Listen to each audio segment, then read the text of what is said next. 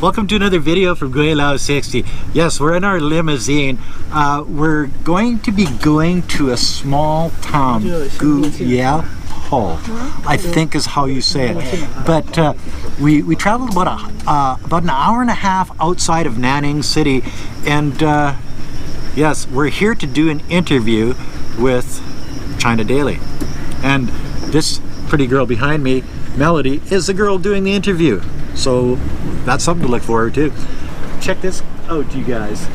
Oh yeah, another beautiful place in southern Guangxi province. Gotta love it. I love my life. In each of these small communities that we go to, I find different things. Like, I've never seen the drums before, and I'm hoping they're gonna play them for us. We'll have to wait and see.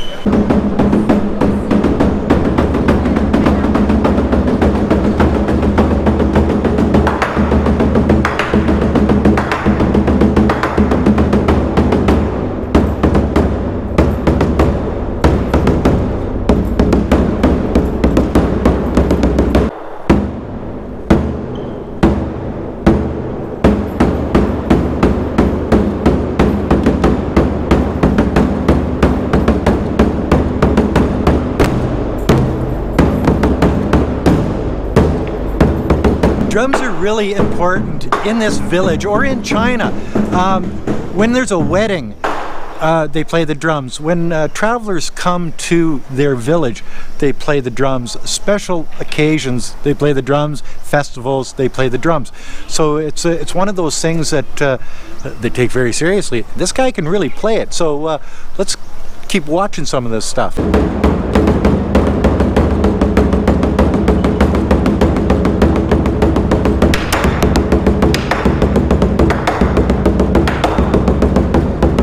We actually have our own guide going through the museum of the village, and it goes back, they say, 500 years in their history.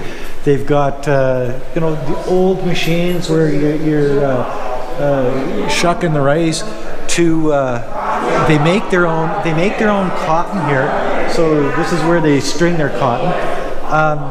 They actually grow bananas in this village, so this is one of the main things that they do, and they seriously make a banana dragon. Check this out, guys.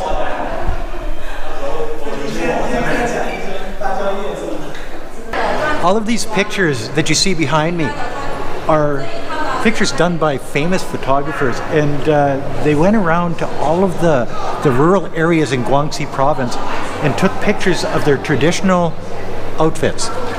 I think it's pretty neat. You know, they say you don't have guns in China. These boys do.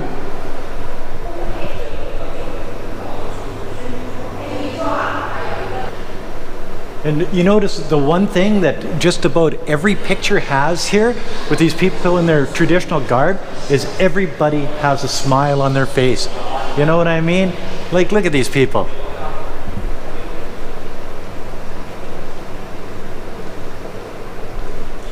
When I travel around Guangxi province, I see these people that actually wear stuff like this.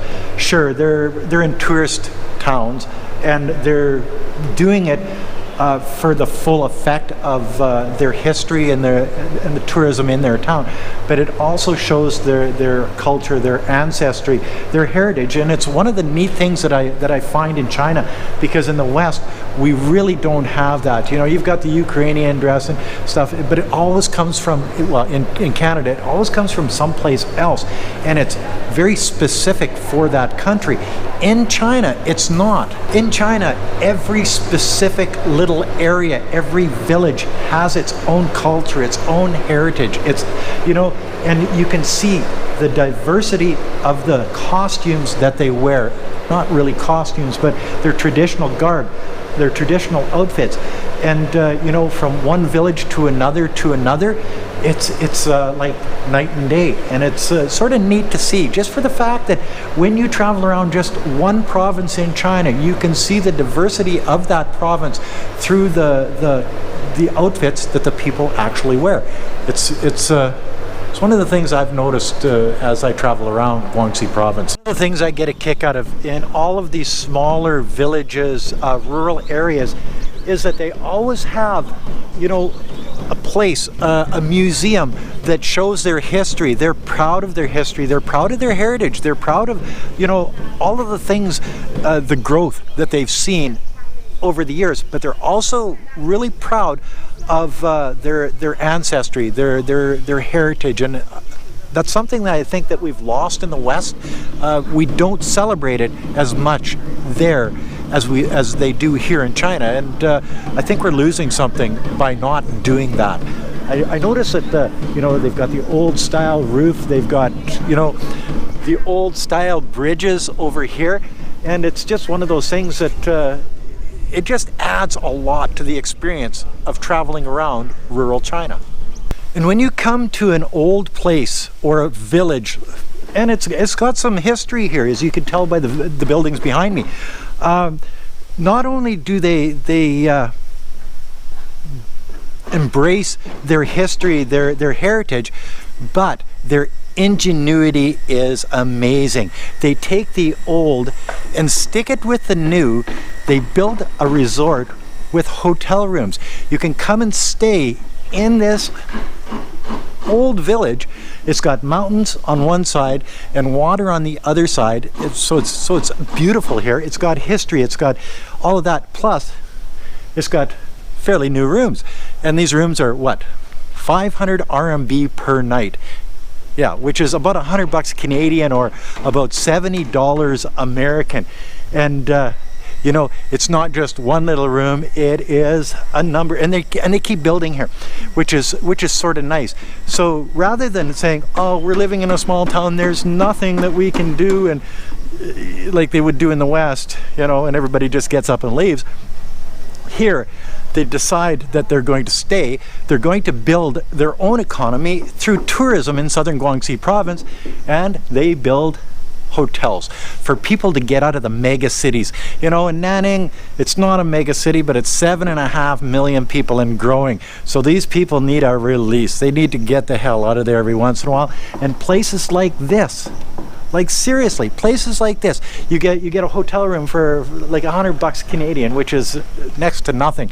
And you've got, like, look at the surrounding area. Like seriously, guys, it's beautiful here, and it's quiet. You can see these older buildings in the background that I was talking about before. People actually live in these older houses. And why do they live in these older houses? Well, because that's exactly where they live. That's where they've always lived. They've always lived in this type of housing, in this community, since the olden days. And the olden days are still today. They also live in these types of houses to show the tourists that come here exactly how they used to live and how they actually live today. And that, my friends, is another video from Gweilo 60. If you like this video, as always, like, comment, subscribe, push that share button. Thanks for watching. Hit the bell. Don't forget to resubscribe. And don't forget to put a couple bucks in the children's Patreon account. It's for a good cause.